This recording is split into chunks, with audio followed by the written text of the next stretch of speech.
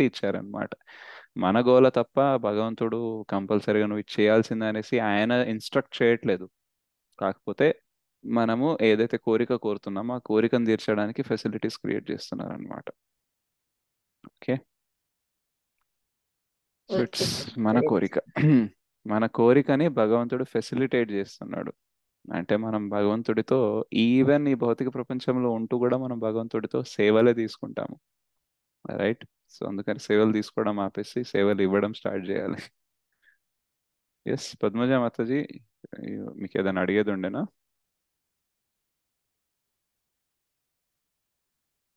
లేదా maybe 16 rounds కోసం hand raise చేస్తాను. ఓకే. అవును Prabhuji, 16 months. Yeah. Thank you Mataji.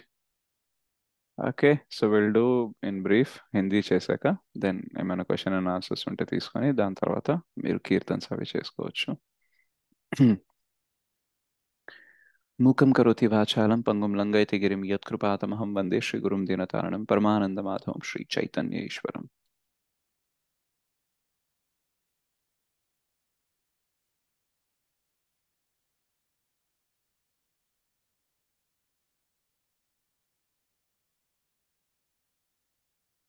तो हरे कृष्णा माता जी सन प्रभु जी। सो हमने दामोदर अष्टकम के 7 श्लोकों का हमने थोड़ा सा चर्चा किया, तो आज 8वां करके उसको कंप्लीट करते हैं। तो 8वां श्लोक क्या बोलता है? नमस्ते स्तु धाम्ने स्फुरदीप्ति धाम्ने त्वदीयोधरायाथ विश्वस्य धाम्ने नमो राधिकायै त्वदीय प्रियायै नमो अनंतलीलाय देवाय तुभ्यं। तो पहली लाइन में सत्यव्रत मुनि क्या बोल रहे हैं? नमस्तेस्तु दाम्ने, यानी जो रस्सी है जिससे आपको बंधा गया, मैं उसको नमन करता हूँ। तो जनरली देखा जाए तो अगर रस्सी कहीं पे पड़ी हुई है तो हम उस पे पैर रख देते हैं, या तो फिर पैरों से उसको साइड में ढकेल देते हैं, या फिर हाथ से उठा के रखते होंगे, लेकिन कोई भी रस्सी को नमन नहीं करता है। राइट। तो कैसे वो रस्सी पूजनीय और वंदनीय हो गई कि यहाँ पे सत्यव्रत मुनि नमन करना चाहते हैं? तो एक्चुअली वो भगवान के शरीर का स्पर्श कर चुकी है। और आचार्य कहते हैं कि एक्चुअली वो जो रस्सी थी वो एक रस्सी नहीं थी, क्योंकि जब भगवान को बांधने का प्रयास किया था तो हमेशा 2 उंगलियों का जो डिस्टेंस था वो कवर नहीं कर पा रहे थे। तो जब भी यशोदा माई नई रस्सी लेकर आती थी, रस्सी को बढ़ाकर फिर से बांधने का, तो फिर से वही प्रॉब्लम आती थी। तो ऐसे करके यशोदा मैया ने घर में जो जो रस्सी थी वो सब लेकर आके उसको अटैच किया था। इतना ही नहीं, जो गायों को दूध निकालने के लिए उस टाइम पे ना गाय के 2 पैर बांधते थे। राइट, क्योंकि जब हम दूध निकालते तो वो कुछ हमें किक ना करे ऐसे उसके पैर से, तो उसके जो बांध देते तो वो वाली रस्सी। राइट। तो ऐसे करके बाजू के घरों में से भी, अलग अलग जगहों से भी बहुत सारी रस्सी इकट्ठा की थी। राइट। तो उसके बावजूद भी एक्चुअली कृष्ण को बांधने के लिए जितनी रस्सी चाहिए थी वो कम ही पड़ रही थी।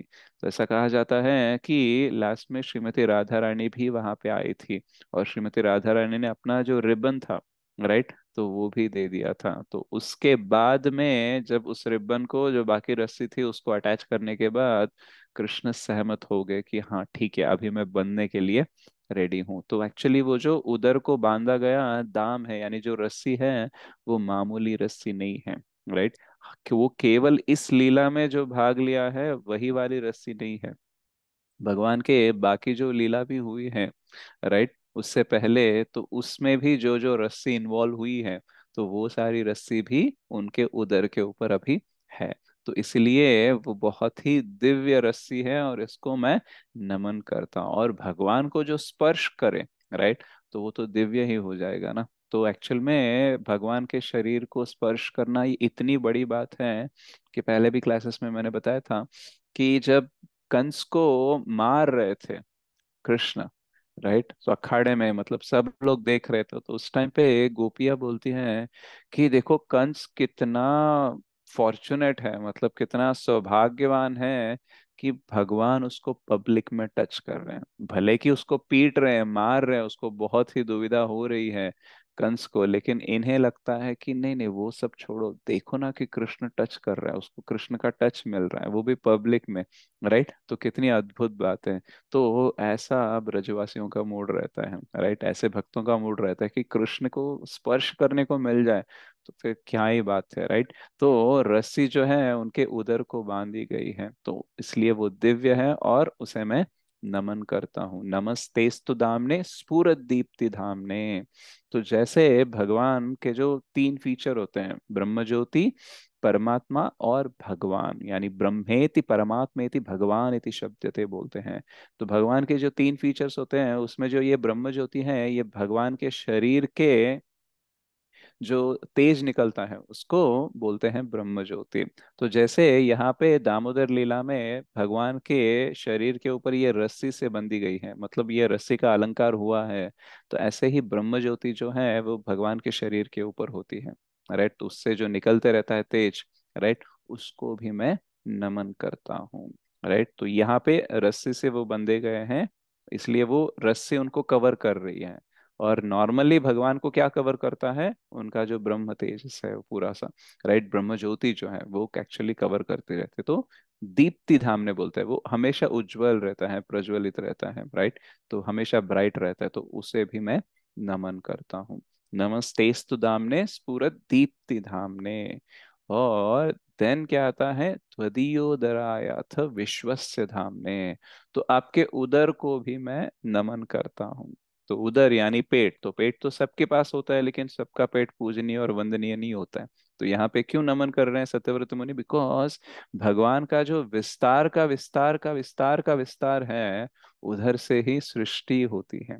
यानी भगवान के पहले विस्तार बलराम जी, बलराम जी से चतुर्व्यूह आता है, वासुदेव संकर्षण अनिरुद्ध प्रद्युम्न, और उधर से फिर संकर्षण से नारायण आते हैं, और नारायण से और एक द्वितीय चतुर्व्यूह आता है, फिर से वासुदेव संकर्षण अनिरुद्ध और प्रद्युम्न आते हैं, और उससे संकर्षण से, उसमें जो द्वितीय चतुर्व्यूह के संकर्षण से निकलते हैं पुरुषावतार। तो जो महाविष्णु है, कारणोदक्षाय विष्णु है, वो कहाँ से आते हैं, संकर्षण यानी द्वितीय चतुर्व्यूह से आते हैं। तो भगवान के विस्तार के विस्तार के विस्तार के विस्तार है, तो उनके श्वेत रंध्रों में से, राइट, बहुत सारे ब्रह्मांड निकलते हैं, और हर ब्रह्मांड में गर्भोदक्षाय विष्णु जाते हैं, और उनके नाभि से एक कमल का फूल खिलता है जिसके ऊपर ब्रह्मा जी रहते हैं। तो उस कमल के नीचे जो उसकी ये रहते हैं, मतलब जो स्टिक रहता है, स्टेम बोलते हैं उसको, राइट, तो उसमें ही सृष्टि के लिए जो जो इंग्रेडिएंट्स चाहिए वो सब उसमें होते हैं। यानी भगवान के उदर से, उनके नाभि से जो कमल का फूल खिला है, उस कमल के ऊपर ब्रह्मा जी है, और वो कमल का जो काड़ी है, वो जो स्टेम है, उसके अंदर ही सारे इंग्रेडिएंट्स होते हैं ब्रह्मा जी की सृष्टि करने के लिए, राइट। तो उतना बड़ा, एक्चुअली उतना महान उनका उदर है। तो एक्चुअली भगवान का कैसा वर्णन आता है कठोपनिषद में, कि अणोर अणियान महतो महीयान। तो भगवान ना ग्रेटर देन ग्रेटेस्ट है और स्मॉलर देन स्मॉलेस्ट है। यहाँ पे उनके उधर से एक्चुअली पूरा विश्व निकल रहा है, ओके। और एक अवतार में, यानी परमात्मा कारणोदक्षाय विष्णु के अवतार में, वो हर अणु में भी स्थित होते हैं। इसलिए ब्रह्म संहिता में आता है अंडांतरस्थ परमाणु चयंतरस्थम। सो ब्रह्मांड में गर्भोदक्षाय विष्णु की तरह जा रहे हैं, और हर अणु में एज ए परमात्मा कारणोदक्षाय विष्णु भी एंटर कर रहे हैं। तो जनरली भौतिक जगत में हम देखते हैं कि कोई चीज छोटी है तो वो छोटी ही है, बड़ी नहीं है, कोई चीज बड़ी है तो बड़ी है, छोटी नहीं है। लेकिन कोई चीज बहुत बड़ी, सबसे बड़ी भी हो सकती है और सबसे छोटी भी हो सकती है साइमल्टेनियसली, ऐसा नहीं हो सकता, राइट। लेकिन भगवान के साथ होता है, वो एक रूप में एक्चुअली पूरे विश्व को धारण कर लेते हैं, और दूसरे रूप में विश्व के हर अणु में भी वो जाते हैं, राइट। तो त्वदीयोदरायाथ विश्वस्य धाम्ने। तो जिसके उधर से विश्व भी निकलता है, और जो हर अणु में भी हो सकते हैं, तो उनको मैं नमन करता हूँ। एक्चुअली दूसरे स्कंद के श्रीमद् भागवतम में के दूसरे स्कंद में आता है कि जब पूरी सृष्टि हो गई थी लेकिन उसमें चलन नहीं था, तो जब परमात्मा एंटर करते हैं तभी सृष्टि में चलन आता है। तो ये जो हर अणु में इलेक्ट्रॉन प्रोटॉन न्यूट्रॉन होते हैं, उसका जो मूवमेंट होता है ना, वो होने के लिए भी एक्चुअली परमात्मा की आवश्यकता है। अगर वो परमात्मा नहीं है तो उसमें भी चलन नहीं होगा। तो ऐसे देखा जाए तो पूरे विश्व में हर अणु में जब भगवान है तभी उसमें चलन होता है। तो इसलिए पूरे विश्व में वो सर्वव्यापी है, इसलिए इसमें कोई चलन है। राइट। तो भले ही अगर कोई पत्थर देखा जाए तो उसमें कोई शायद चलन नहीं दिखता होगा, बट उसमें भी जो मूवमेंट होना चाहिए, जो कुछ भी वहां पे स्थित होना चाहिए, वो क्यों होता है? क्योंकि परमात्मा की वजह से ही होता है। तो ऐसे भगवान विश्वस्य धामने। तो फिर नेक्स्ट लाइन में क्या बोलते हैं? त्वदीयो दरायाथ, विश्वस्य धामने के बाद में नमो राधिकायै त्वदीय प्रियायै। तो यहाँ पे श्रीमती राधा रानी को नमन कर रहे हैं। राइट। तो श्रीमती राधा रानी को क्यों नमन कर रहे हैं? एक्चुअली तो ये यशोदा माई ने उनको बांधा है, तो ये लीला तो दामोदर, दाम और उधर ये रिलेटेड तो यहाँ पे ज्यादा यशोदा माई का है ना। तो फिर श्रीमती राधा रानी क्यों? क्योंकि भविष्य पुराण में ऐसा कहा जाता है कि श्रीमती राधा रानी को मिलने के लिए एक बार अपॉइंटमेंट दिया था कृष्ण ने, और उस अपॉइंटमेंट में वो लेट गए। राइट। और बहुत लेट गए, इसलिए श्रीमती राधा रानी को बहुत गुस्सा भी आया। तो वो जब कृष्ण आए थे, लेट हुआ था लेकिन आए थे, तो उनको उन्होंने बांध दिया था। राइट। तो फिर कृष्ण समझाने लगे कि एक्चुअली यशोदा मैंने ऑटम फेस्टिवल रखा था, एक फेस्टिवल रखा था, एक उत्सव रखा था, तो उसमें मैं बिजी हो गया था उनको सेटिस्फाई करके सबसे छुप कर, फिर इधर आने में मेरे को टाइम लगा, तो मेरी गलती नहीं है, मैं क्या करूं? तो फिर उसके बाद में राधा रानी फिर उनको थोड़ा रिलीज करती हैं। तो राधा रानी ने भी उनको बांधा है। तो यहाँ पे वात्सल्य रस में वो बंधे गए थे, और यहाँ पे वो माधुर्य रस में बंधे गए थे। तो लेकिन बंधना यहाँ पे कॉमन था, इसलिए तो दाम और उदर को हम सिर्फ यशोदा माई से नहीं रिलेट कर सकते हैं, श्रीमती राधा रानी से भी रिलेट कर सकते हैं। और श्रीमती राधा रानी को ही नमन कर रहे हैं ऐसा भी नहीं है। इस लाइन का एक और अर्थ भी आता है कि मैं उन्हें नमन करता हूँ जो श्रीमती राधा रानी के लिए अत्यंत प्रिय है। नमो राधिकायै त्वदीय प्रियायै। जो श्रीमती राधिका, श्रीमती राधा रानी के लिए जो प्रिय है, राइट, उन कृष्ण, उस कृष्ण को भी मैं नमन करता हूँ। तो ऐसा भी एक अर्थ आता है। और यहाँ पे श्रीमती राधा रानी का नाम लेना बहुत बहुत इंपॉर्टेंट है, क्योंकि श्रीमती राधा रानी केवल भगवान की अंतरंगिक शक्ति या फिर लादिनी शक्ति नहीं है, लेकिन हमारे अंदर जो भी भक्ति है, जो भी प्रेरणा मिलती है, जो भी कृपा मिलती है, वो एक्चुअली श्रीमती राधा रानी का ही स्वरूप है।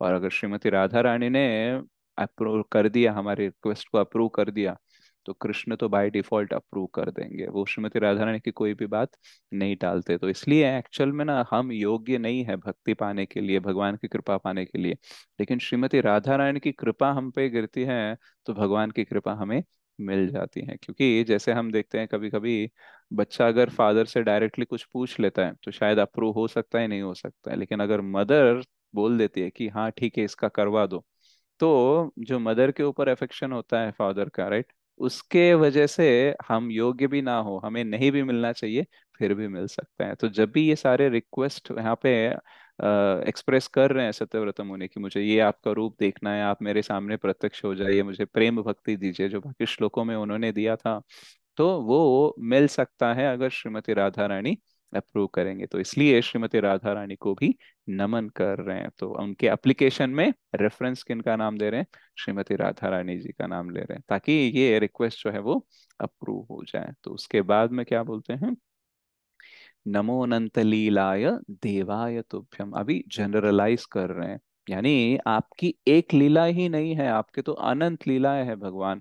और आपकी अगर एक लीला ही इतनी आकर्षणीय हो सकती है, तो इतने सारे लीलाएं हैं, तो उसके बारे में श्रवण कर कर, उसके बारे में स्मरण करके हम आपके प्रति आकर्षित होना संभव है, और ये आसान भी है। और ऐसे अनंत लीला करने वाले भगवान को मैं नमन करता हूँ। नमो अनंत लीलाय देवाय तुभ्यम। तो एक्चुअल में देखा जाए तो भगवान बहुत सारे लीलाएं करते हैं, राइट, और लीलाएं चलते ही रहते हैं। तो हमारी अभी कैसी सिचुएशन है? हम बहिर्मुख हैं, तो भगवान से हम बहिर्मुख हो चुके हैं। एक्चुअल में हमें ऐसा रहना चाहिए, हमें भगवान की तरफ देखना चाहिए, भगवान हमेशा हमारी तरफ देखते हैं, लेकिन हमने पलट लिया है, मुंह फेर लिया है, और हम भौतिक जगत की ओर देख रहे हैं। तो भगवान बोल सकते हैं ठीक है, ऐसे आपको पीछे बुला सकते हैं ऐसे करके, लेकिन शायद आप पुकारोगे नहीं, आप पलट के जवाब नहीं दोगे, तो भगवान क्या करते हैं? ऐसे आ जाते हैं। राइट। तो कैसे आ जाता है, किस माध्यम से आ जाते हैं? अपनी लीला के माध्यम से, अपनी कथा के माध्यम से वो हमारे सामने आके आकर्षित करने का प्रयास करते हैं, ताकि हम बहिर्मुख से फिर से उन्हें देखना स्टार्ट कर दें, उनकी तरफ देखना स्टार्ट कर दें। तो एक्चुअल में भगवान की जो लीलाएं हैं वो इतनी अद्भुत होती हैं कि उसके प्रति अगर हम आकर्षित हो जाते हैं तो हम इस भौतिक भौतिक जगत से छूट सकते हैं। तो भगवान 4.7 और 4.8 में बताते हैं, यदा यदा हि धर्मस्य ग्लानिर्भवति भारत, अभ्युत्थानमधर्मस्य तदात्मानं सृजाम्यहम्, परित्राणाय साधूनां विनाशाय च दुष्कृतां, धर्म संस्थापनार्थाय संभवामि युगे युगे। सो जब भी भगवान अवतरित होते हैं तो बोलते हैं तीन पर्पस है। एक है दुष्टों को संहार करने के लिए, साधुओं को संरक्षण देने के लिए, और धर्म की स्थापना करने के लिए। लेकिन प्रॉब्लम क्या है, ये तीन चीजें ना हमेशा करनी पड़ती है। एक बार धर्म को हमने सेट कर दिया तो उधर ही रहेगा, ऐसा नहीं है। धर्म में ग्लानि होती ही रहती है। एक बार किसी दुष्ट का संहार किया तो सारे दुष्ट का संहार नहीं हो जाता, फिर से कोई और दुष्ट आ जाता है। एक बार साधु के लिए हमने संरक्षण दे दिया, काफी नहीं है, क्योंकि प्रॉब्लम्स आती ही रहती है।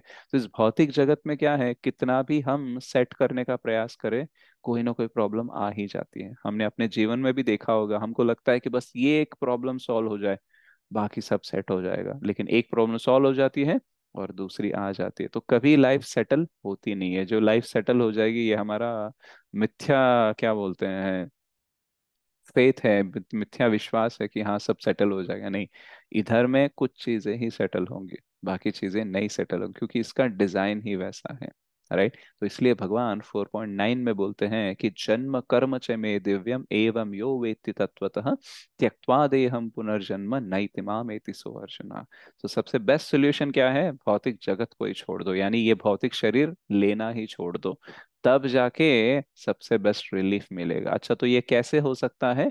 जन्म कर्म च मे दिव्यम एवं यो वेत्ति तत्वतः, जो व्यक्ति जान लेता है कि मेरा जन्म और कर्म, यानी मेरे जो सारे लीलाएं हैं वो दिव्य हैं, और उसको वास्तव में वो समझ लेता है, तो उसे इस शरीर को छोड़ने के बाद फिर से कोई भौतिक शरीर लेने की आवश्यकता नहीं है। हाँ, वो लेकर आ सकता है पतितों को पावन करने के लिए, जैसे प्रभुपाद जी और हमारे सारे आचार्य आते हैं, राइट, वैकुंठ से, गोलोक से, ताकि हमारा उद्धार कर सके। तो ऑन ड्यूटी, ऑन चॉइस आ सकते हैं, लेकिन कर्म के अनुसार हमें जो बार बार जन्म लेने पड़ रहा है, वैसी कोई आवश्यकता नहीं होगी। राइट। तो ये कब हो सकता है? जब हम भगवान के जन्म और कर्म को समझने लगेंगे। वो दिव्य है, इसलिए हमें दिव्य स्तर को ले जाके उस दिव्य धाम में हमें लेके जा सकते हैं। तो इसलिए भगवान की लीलाएं सुनना बहुत बहुत इंपॉर्टेंट है। और हो सकता है कि हमको अगर एक दो लीला ही करेंगे भगवान, तो हम बोर हो जाएंगे। हाँ ठीक है, मेरे को ये पता है, मैंने बार बार सुना है। इसलिए वो क्या करते हैं, नमो अनंत लीलाय, तो अनंत लीला करते रहते हैं। ब्रह्म संहिता में भगवान के बारे में बोलते हैं ब्रह्मा जी, अद्वैतम अच्युतम अनादिम अनंत रूपम। राइट। तो इनके इतने रूप है और इतने लीलाएं करते रहते हैं कि कोई लिमिट ही नहीं है। राइट। और अनंत शेष भी बोलते हैं कि मैं अगर सारी लीलाओं को डिस्क्राइब करना शुरू भी करूं, तब भी मैं पूरा नहीं कर सकता। राइट। हजारों हजारों मुख के साथ मैं उनकी कथा बताने भी लगूं, फिर भी पूरी कथा में कंप्लीट कर नहीं सकता, क्योंकि भगवान अनंत है, तो अनंत लीलाएं चलती रहती हैं। और हर लीला में, मतलब अलग अलग लीलाएं नहीं, एक लीला में भी वैरायटीज होते हैं। जैसे कालिया दमन की लीला है, उसमें क्या होता है, कालिया का दमन करते हैं और कालिया को भेज देते हैं यमुना से दूर, और बोलते हैं कि फिर वापस मत आओ। लेकिन किसी और कल्प में, यानी ब्रह्मा जी के हर एक दिन में भगवान स्वयं अवतार लेते हैं एज ए पूर्ण पुरुषोत्तम। तो जब ये कालिया दमन का लीला करते हैं तो कभी कभी उनको भेज देते हैं और वो कालिया कभी वापस नहीं आता। लेकिन कभी कभी कालिया को वापस बुलाते हैं और गोपिया और कृष्ण मिलकर उसके ऊपर डांस करते हैं। कभी कभी अक्रूरा आते हैं, उन्हें मथुरा लेके जाते हैं। कभी कभी कृष्ण और बलराम एक्चुअली कालिया पे बैठकर मथुरा को जाते हैं। तो ऐसे एक ही लीला में अलग अलग वैरायटी भी दिखाते हैं और अलग अलग लीलाएं भी करते हैं। राइट। सो इतने लीलाएं करते हैं कि वो अनंत है। राइट। क्योंकि हमको ना वैरायटी बहुत चाहिए। जो जीव होता है वो छोटे ही वैरायटी से सेटिस्फाई नहीं होता, उसको बहुत वैरायटी चाहिए। इसलिए भगवान ने इतनी वैरायटी देते हैं कि हमारा मन, इंद्रिया, बुद्धि उसके परे चला जाता है। मतलब जितनी भी हमारी कैपेसिटी है, बोल सकते हैं कि चलो मैंने सब देख लिया, सब सुन लिया, सब जान लिया। राइट। उसके परे भी बहुत कुछ होता है। राइट। तो भगवान की अनंत लीलाएं होती रहती हैं।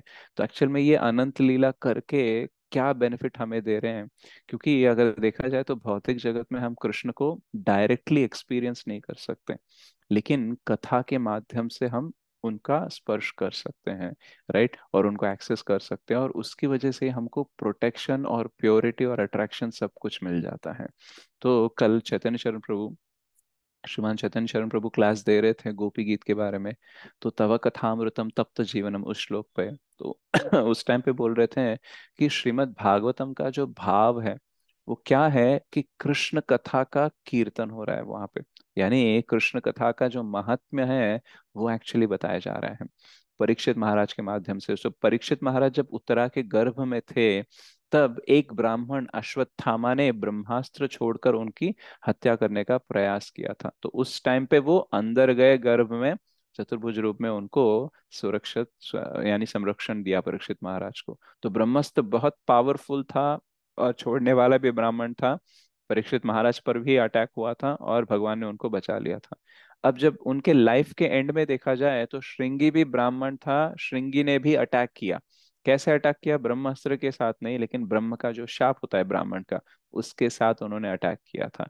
तो देखा जाए तो श्रृंगी का श्राप और ब्रह्मास्त्र को कंपेयर किया जाए तो ब्रह्मास्त्र बहुत पावरफुल है, उसको रोक नहीं सकते। श्राप को शायद रोक सकते हैं, उसको कुछ मिटिगेट कर सकते हैं। तो जो सबसे पावरफुल है उसको उससे ही भगवान ने बचाया, राइट। तो फिर परीक्षित महाराज को जब ये श्राप लगा था, भगवान ने क्यों नहीं बचाया? ऐसा किसी का प्रश्न हो सकता है। लेकिन एक्चुअली वहां पे भी भगवान ने उनको बचाया, उनको बचाने आए हैं। लेकिन वो एज कृष्ण नहीं आए, लेकिन कृष्ण कथा के रूप में आए हैं, राइट। परीक्षित महाराज 7 दिन 7 रात तो सुखदेव गोस्वामी द्वारा भागवत रस अमृत को ले रहे थे। इसलिए क्या हुआ, जब तक्षक आके उन्हें काटना था 7 दिन बाद, जो स्नेक बर्ड था वो आके काटेगा, तो उसके बाद में उनकी मृत्यु होनी थी। लेकिन जब वो काट रहा था तो उस टाइम पे सिर्फ वो शरीर था, उसकी चेतना आत्मा सब कुछ ऑलरेडी धाम की ओर निकल पड़े थे। तो जो तक्षक ने काटा, it was just like almost empty shell of body बोलते हैं, राइट। तो बॉडी थी वहां पे, चेतना या फिर कोई आत्मा नहीं थी वहां पे। तो एक्चुअली क्या हुआ, यहाँ पे कृष्ण एज अ कृष्ण आकर, एज अ पर्सन आकर उनको संरक्षण दिए थे, लेकिन यहाँ पे लाइफ के एंड में कथा के माध्यम से दे रहे थे। तो इस भौतिक जगत में हम अगर कृष्ण कथा का आश्रय लेंगे, राइट, बहुत अच्छे से सुनेंगे, बहुत ज्यादा सुनेंगे, तो हमें संरक्षण मिल सकता है, और हमें शुद्धता मिल सकती है, और हमें भगवान के प्रति आकर्षित हो सकते हैं। सत्यव्रत मुनि जैसे ये दामोदर अष्टकम को गाते हैं, तो ये क्या करना चाहते हैं, ये अपना आकर्षण बढ़ाना चाहते हैं दामोदर की ओर, भगवान की ओर। और उसके माध्यम से हम ये भी सीख सकते हैं कि वो चाहते हैं कि हम भी प्रार्थना करें भगवान से, ताकि हम भी उनके प्रति आकर्षित हो जाएं। तो कृष्ण कथा के माध्यम से हम भगवान के प्रति आकर्षित हो सकते हैं। और एक बार आकर्षित हो जाएंगे कृष्ण कथा की ओर, और उसमें रुचि आने लगेगी, तो इन भौतिक जगत में जो सारे विषय हैं इसके ऊपर हमारे डिपेंडेंसी कम होती जाएगी। अभी क्या हो रहा है कि हम बहुत सारी चीजों को लिए यहाँ पे भौतिक चीजें या फिर भौतिक इंसान जो होते हैं उनके ऊपर ही हम निर्भर हो रहे हैं। और इसलिए क्या हो जाता है, कभी सुखी हो सकते हैं, कभी दुखी हो जाएंगे, द्वंद्व तो चलता रहेगा। लेकिन कृष्ण की कथा के माध्यम से अगर हम सुख को और संतोष को प्राप्त करने का ट्राई करेंगे, तो ये अनलिमिटेड है, तो ये आते ही रहता है, राइट। और आप देखना भौतिक चीजें क्या है, लिमिटेड होती है। तो कभी मिलेगी, कभी नहीं मिलेगी। आज जो हमसे प्रेम कर रहे हैं, अच्छे से बात कर रहे हैं, कल वो हमें ही कुछ 2 4 गालियां दे देगा, हमसे दूर चला जाएगा, या फिर वो व्यक्ति यहाँ पे धरती मतलब शरीर छोड़कर जा भी सकते हैं, उसकी मृत्यु भी हो सकती है। तो सब कुछ लिमिटेड है, सब कुछ टेम्पररी है, और इसमें बहुत मेहनत भी लगती है, राइट। लेकिन यहाँ पे क्या है, अनलिमिटेड है, और इसमें ज्यादा मेहनत भी नहीं लगती, बस आप बैठ जाओ सुनने के लिए, थोड़ा सा श्रद्धा के साथ, थोड़ा सा फोकस के साथ काफी है। लेकिन भौतिक जगत में ना कुछ भी अच्छा पाने के लिए, सुख पाने के लिए बहुत मेहनत करनी पड़ती है, राइट। आप अब देखना भौतिक चीजें पाने के लिए कितनी मेहनत करनी पड़ती है, और उसके बाद में भी जो हम खुशी एक्सपेक्ट करते हैं, राइट, उतनी मिलती भी नहीं है। हम सागर जितना एक्सपेक्ट करते हैं, बूंद जितना मिलता है। लेकिन आध्यात्मिक चीजें जो कृष्ण कथा स्पेशली होता है, उसमें क्या होता है, हम जितना एक्सपेक्ट कर रहे हैं ना, उससे ज्यादा ही आनंद मिलता है, क्योंकि कृष्ण अनलिमिटेड है, और हमारी एक्सपेक्टेशन करने की कैपेसिटी भी लिमिटेड है। हम ज्यादा से ज्यादा क्या सोच सकते हैं, उसके परे भी कृष्ण कथा होती है, उतना कृष्ण कथा रसामृत हमको मिल सकता है। तो इसलिए कृष्ण कथा के प्रति अगर हम रुचि रखेंगे, तो एक तो कम मेहनत में हमें ज्यादा प्रोटेक्शन मिलेगा, ज्यादा शुद्धता मिलेगी और ज्यादा आनंद मिल सकता है। अगर हम भौतिक चीजों की ज्यादा जाएंगे वहां पे, तो ये भौतिक जगत में प्रॉब्लम क्या है, सबको इम्प्रेस करना पड़ता है, राइट। सबको ना दिखाना पड़ता है कि देखो मेरा भी कुछ लेवल है, तब जाके हमको ये वैल्यू देते हैं। लेकिन कृष्ण के पास जाके हमको कृष्ण को इम्प्रेस करने की जरूरत नहीं है। बस हम बोल दे कि देखो मेरे को इम्प्रेस करना नहीं आता है, मैं ऐसा ही हूँ, प्लीज मेरी हेल्प करो, तो याचना करते हैं ना, तो वो ज्यादा अट्रैक्टेड होते हैं और हमें कथा में रुचि दे सकते हैं। तो इसलिए ये एक बहुत ही सरल मार्ग है, it's a surest and easiest way.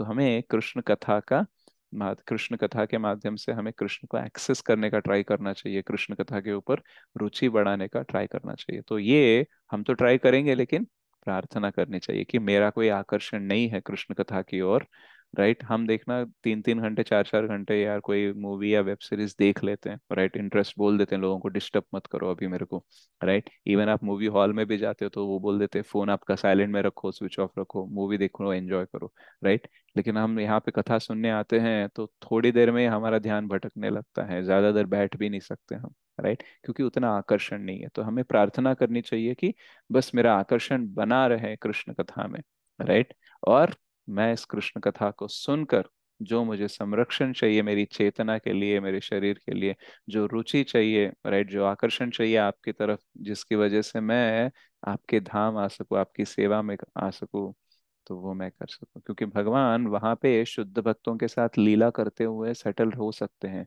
लेकिन यहाँ पे वो भूलोक में आकर इस भौतिक जगत में भी क्यों लीला करते हैं, क्योंकि हम इम्पोर्टेंट है उनके लिए, राइट। हम कृष्ण के लिए हमेशा स्पेशल है, क्योंकि हम उनके अंश हैं। इसलिए कभी ये नहीं सोचना चाहिए कि देखो कृष्ण के पास इतने सारे बड़े बड़े भक्त हैं, इतने सारे शुद्ध भक्त हैं, तो मेरी क्या जरूरत है उनको, क्या वो मेरी सुनेंगे, क्या क्या मेरी सेवा का कोई मूल्य है, राइट, डज इट मैटर, ऐसा हमें लगता है कभी कभी। लेकिन जान लेना चाहिए कि भगवान को हम सब स्पेशल हैं, भले ही कितने भी शुद्ध भक्त हो, हम स्पेशल हैं। तो ऐसा कहा जाता है कि the way you serve Krishna no one else can do, यानी जैसे आप सेवा कर सकते हो भगवान की, वैसा कोई और नहीं कर सकता। तो ये कोई प्राउड स्टेटमेंट नहीं है, मतलब मैं नहीं रहूंगा तो कोई नहीं करेगा, ऐसा नहीं है। बट ऐसा है कि जो आप प्रेम कृष्ण को दे सकते हो वो सिर्फ आप ही दे सकते हो, कोई और नहीं दे सकता। जो आप सेवा करते हो, राइट, जिस भाव से सेवा करते हो वो केवल आप ही कर सकते हो, क्योंकि यूनिक है। जैसे अगर मान लो माता पिता के 10 बच्चे हैं, राइट, तो सबसे वो आदान प्रदान करना चाहेंगे ना, ऐसा नहीं कि 2 3 बच्चों के साथ आदान प्रदान कर लिया, वो सेफ है, वो खुश है, बाकी कुछ भी हो जाए हमको फर्क नहीं पड़ता है, नहीं।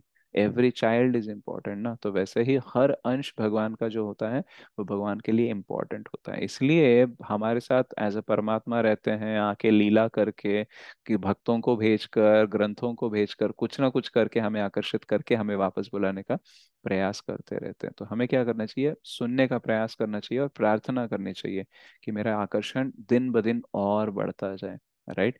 तो दामोदर अष्टकम एक बहुत ही मधुर लीला है, जिसके बारे में हम चर्चा करके भगवान का ध्यान बढ़ा सकते हैं और भगवान की कथा की ओर और आकर्षित होने का प्रयास कर सकते हैं। तो ये मूड हमारा अगर हर रोज रहेगा, तो जीवन जीना बहुत इजी हो जाएगा, राइट। क्योंकि अगर चेतना कृष्ण में स्थित है, तो भौतिक जगत को हम संभाल सकते हैं। लेकिन अगर चेतना ग्रस्त है भौतिक जगत में, तो फिर बहुत मुश्किल है, राइट। जैसे मैंने बोला यहाँ पे बहुत लोगों को इम्प्रेस करना पड़ता है, बहुत मेहनत करनी पड़ती है, थक जाते हैं यहाँ पे, राइट। लेकिन कृष्ण का क्या है, ज्यादा मेहनत नहीं है, राइट। बस सुनते रहो, और सुनने में अगर रुचि आ गई तो मेहनत भी नहीं लगेगी, राइट। तो अभी रुचि नहीं है इसलिए जो कुछ भी कर रहे हो उसमें लगता है कि बहुत मेहनत कर रहे हैं, राइट। तो मेहनत हर जगह होती है, लेकिन भौतिक जगत में क्या है, अनएंडिंग स्ट्रगल है, खत्म ही नहीं होगा।